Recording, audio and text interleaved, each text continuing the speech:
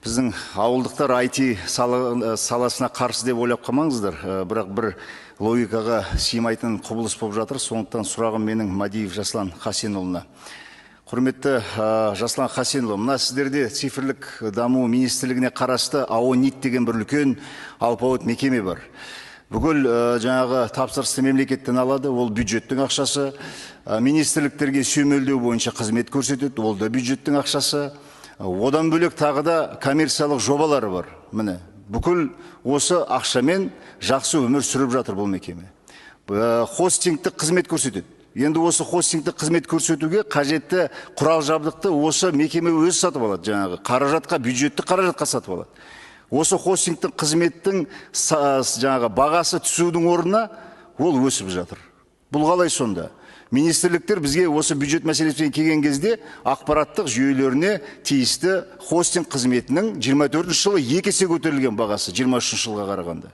Мына осы бір логикаға сыймайтын құбылысты түсіндіріп беріңізші. Не деген еркіндік бұл? Осы мекемеге беріп қойған. Рахмет. Цифрлық министрліктің микрофон қосын, министрінің. Рахмет сұрағыңыз үшін, Анна Сахатұлы.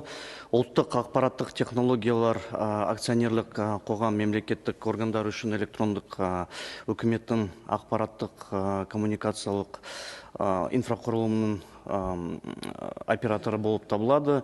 Осы АОНИТ заң бойынша нарыққа коммерциялық түрде қызмет көрсетуге тыйым салынған. Қоғамның хостинг қызметтерінің тарифтері бәсекелестік қорғау агенттігімен келісілді. 2023 жылдан бері тарифтері өзгерілген жоқ. Яғни бұл тарифтер нарыққа сәйкес болып табылады. Сонымен қатар хостинг қызметтерінің көрсетуге арналған бюджет 2023 жылы 9,8 миллиард теңгеден 19 миллиард теңгеге дейін өсуі мемлекеттік органдардың қажеттілігімен өсуімен байланысты. Қоғам, яғни осы тек қана өсуімен байланысты болып жатыр. Рахмет.